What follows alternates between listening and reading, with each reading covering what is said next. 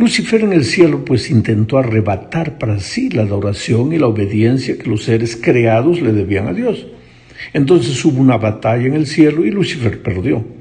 ¿Qué hizo después? Se trasladó a esta tierra y trató de conseguir de los seres humanos lo que no había conseguido de las criaturas celestiales. O sea, él trató de seducir al ser humano, porque el arma favorita de Lucifer es la seducción y el engaño. Si la seducción no le da resultado, entonces persigue, pero él prefiere seducir y engañar. Así fue en el Edén y así fue también a lo largo de la historia. Ahora, en el libro de Daniel vemos de manera clara esta estrategia del enemigo. Por ejemplo, a los jóvenes hebreos, primero intentó seducirlos. Les ofreció la comida especial, les ofreció educación gratuita como los muchachos más brillantes del país, en fin. Pero cuando no logró llevar a los jóvenes hebreos a adorar al rey por la seducción, entonces inició la persecución. A los 3 amigos de Daniel los mandó al horno ardiendo y a Daniel a la cueva de los leones. Bueno, entremos al asunto de esta semana. En los primeros 6 capítulos de Daniel encontramos historias que en realidad son profecías. Simbólicamente estas historias muestran lo que sucederá en el futuro. El enemigo también tratará de seducir a los hijos de Dios y cuando no lo consiga, perseguirá a los hijos obedientes de Dios. Ahora, esta semana entramos a estudiar el capítulo 7 del libro. En realidad es un capítulo de transición. A partir de este capítulo pasamos de los relatos históricos de la vida del profeta a sus visiones. El parecido de este capítulo con el capítulo 2 es interesante. Este capítulo conecta al capítulo 7 con los capítulos anteriores y al mismo tiempo los temas que presenta este capítulo 7 lo vinculan con los capítulos que vienen a seguir, el 8, 9, 10, en fin, ya lo veremos más adelante. Quiere decir que el capítulo 7 es como una especie de eslabón entre las historias y lo que viene después, las profecías. El extenso panorama profético que se describe en este capítulo 7 se le reveló a Daniel el año 553 antes de Cristo, o sea, el primer año del reinado de Belsasar, mientras su padre Nabonido estaba en una ciudad oasis en el desierto, como lo vimos anteriormente. El relato empieza así en Daniel 7:1. En el primer año de Belsasar, rey de Babilonia, tuvo Daniel un sueño y visiones de su cabeza mientras estaba en su lecho. Luego escribió el sueño y relató lo principal del asunto. Ahora, es interesante que en ese sueño Daniel vio 4 bestias. Según Daniel 7:17, las 4 bestias representan 4 reyes o reinos que se levantarán en la tierra. ¿Quiénes son estos reinos? En el capítulo 2 de Daniel, nosotros vimos en el sueño de Nabucodonosor esos reinos representados por diferentes partes de la imagen gigantesca que el rey vio en su sueño. Ahora en el capítulo 7 vemos el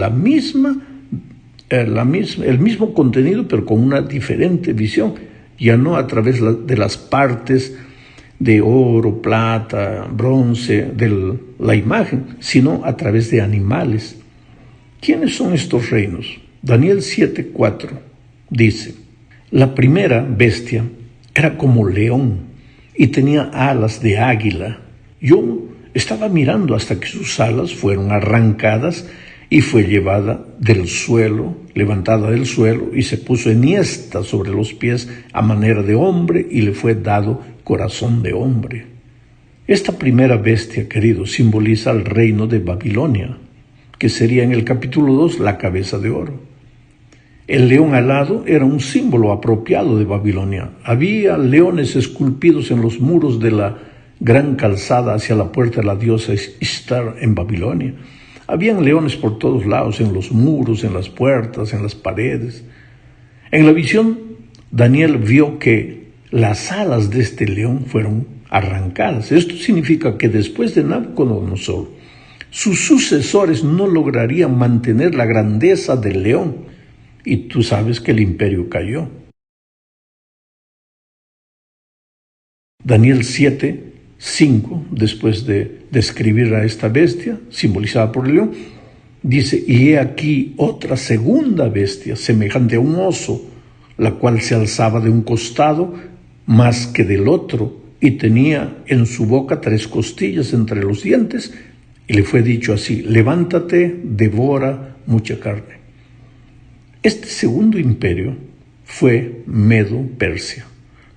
El oso inclinado hacia un lado con 3 costillas en las fauces representa al imperio medo-persa y su conquista de Lidia, Babilonia y Egipto, bajo el liderazgo de Ciro y Cambiases. Más tarde, bajo Darío y Artajerjes, el imperio persa intentó conquistar Grecia, pero los griegos lo vencieron. Y entonces aparece el tercer imperio que domina el mundo. Daniel 7:6 dice: después de esto miré, y he aquí otra bestia semejante a un leopardo, con 4 alas de ave en sus espaldas. Tenía también esta bestia 4 cabezas, y le fue dado dominio. Este tercer reino es Grecia. El leopardo tiene la reputación de ser rápido y ágil, y las 4 alas son un símbolo apropiado de la velocidad característica del joven guerrero Alejandro, quien salió en 333 a.C. con 35,000 hombres y en 10 años estableció el imperio más grande de la historia del cercano oriente. Ahora, este leopardo en la visión, según se relata, tenía 4 cabezas, que en las escrituras representan gobernantes o gobiernos. Daniel predijo que el imperio griego se fragmentaría, se dividiría en 4 reinos. Y la historia nos dice que cuando Alejandro murió, sus generales comenzaron a pelear entre sí. Y de este conflicto surgieron en 301 a.C. 4 reinos. Acabó el imperio griego, salieron 4 reinos. Seleuco tomó Asia, Lisímaco tomó la parte occidental de Asia Menor y Tracia, Ptolomeo se convirtió en el rey de Egipto y Casandro se colocó a sí mismo sobre el trono de Grecia y Macedonia. Y poco después todos fueron extinguidos. ¿Por qué? Porque Daniel 7:7 decía lo siguiente: después de esto miraba yo en las visiones de la noche, y aquí la 4ª bestia, espantosa y terrible, y en gran manera fuerte, la cual tenía unos dientes de hierro, devoraba y desmenuzaba, y las sobras hollaba con sus pies, y era muy diferente de todas las bestias que vi antes de ella, y tenía 10 cuernos. Este es el 4º reino, y representa a Roma. Roma fue diferente de todos los otros reinos. ¿Por qué?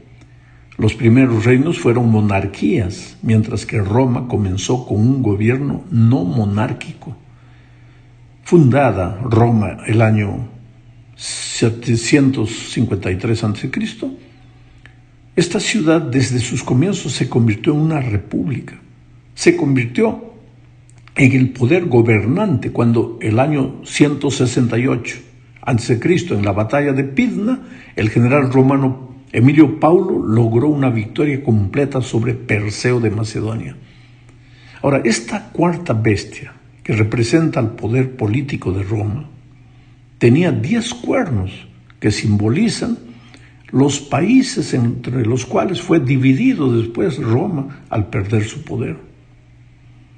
Entonces ahora, después de ver cómo en este capítulo 7 Daniel ve en visión el desfile de los imperios universales, que estaba profetizado en Daniel 2, en la visión, en el sueño de Nabucodonosor. Después de ver este asunto, vamos ahora a la segunda parte de este estudio, y aquí hablaremos del cuerno pequeño. En realidad, el capítulo 7 de Daniel se concentra en este extraño poder simbolizado por un cuerno pequeño. 7 de los 28 versículos que tiene el capítulo tratan de las actividades de este cuerno. Voy a leer el texto. Daniel 7:8 lo describe así: Mientras yo contemplaba los cuernos, he aquí que otro cuerno pequeño salía entre ellos.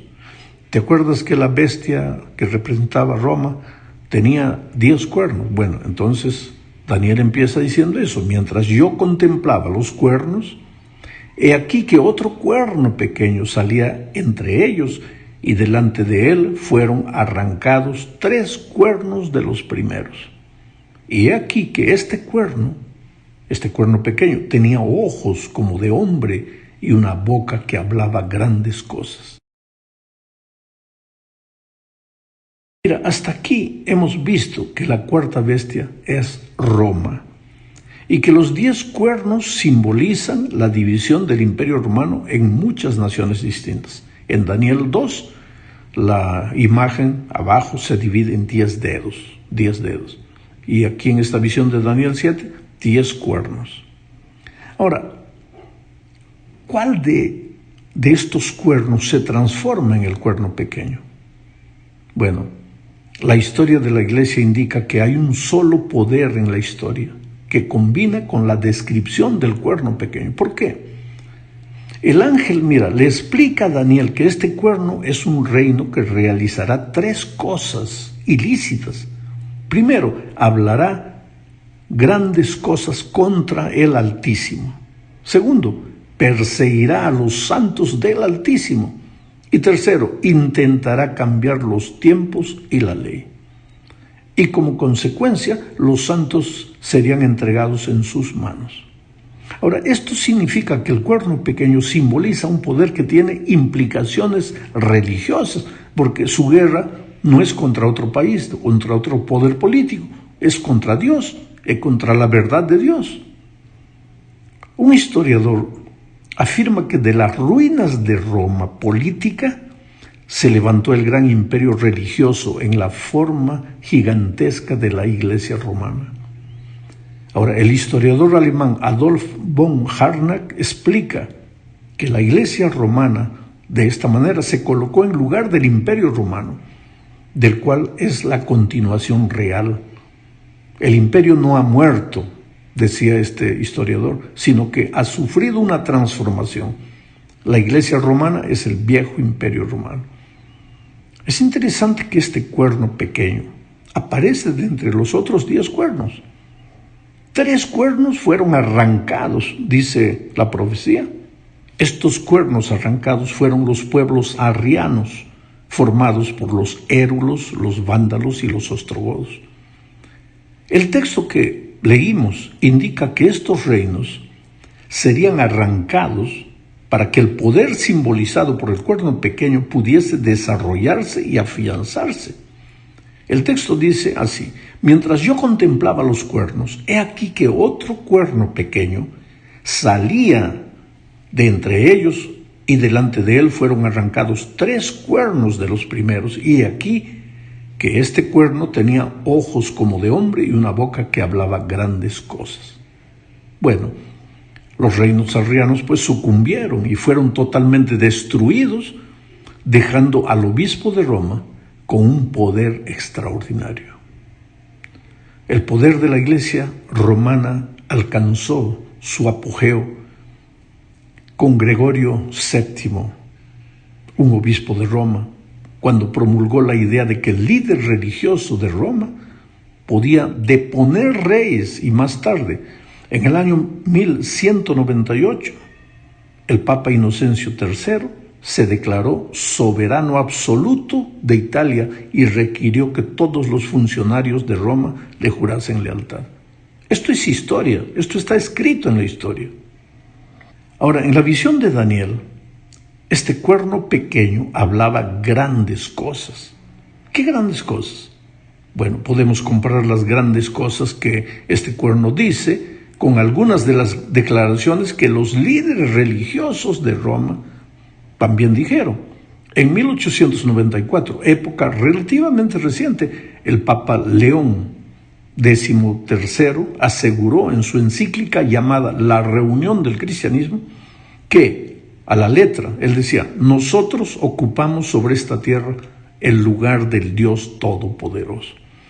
Ahora dime, ¿esto no era hablar cosas contra el Altísimo. Pero si Dios es solo Dios, ¿cómo es que nosotros, cómo es que hombres, líderes religiosos en esta tierra, pueden atreverse a ocupar el lugar de Dios Todopoderoso en esta tierra? No se puede. Pero la profecía decía que este poder religioso también intentaría cambiar los tiempos y la ley, y que perseguiría a los que no obedeciesen sus órdenes. Y mira, aunque nadie puede cambiar los tiempos y la ley de Dios, ocurrió un cambio en el día semanal de adoración en el transcurso de los primeros 4 siglos de la historia de la Iglesia. Para diferenciarse del judaísmo, los líderes religiosos sustituyeron la observancia del sábado por el domingo, que era día de la resurrección. Ahora, que Cristo resucitó el domingo, perfecto, pero que por eso el sábado deja de ser santo, no hay argumento válido para eso. El concilio de la Odisea, primer concilio de la Iglesia liderada por el poder religioso de Roma, apoyó la observancia del domingo, porque en ese concilio, en el Canon 29, se registra lo siguiente: los cristianos no han de judaizar y descansar en sábado, sino que trabajarán en dicho día, pero honrarán especialmente el día del Señor, refiriéndose al domingo, y por ser cristianos no deberán, si es posible, trabajar en este día. Si, no obstante, se los encuentra judaizando, serán separados de Cristo. Mira la posición de estos líderes religiosos. Entonces, este cuerno pequeño habló palabras contra el Altísimo, trató de cambiar los tiempos, la ley, pero también persiguió al pueblo cristiano, a los obedientes, a los que no le hacían caso al poder religioso, sino que hacían caso a la Biblia. La persecución de los cristianos fieles por parte de dirigentes eclesiásticos a través de la Edad Media es bien conocida en la historia. Decenas de miles de cristianos inocentes murieron por causa de la Inquisición.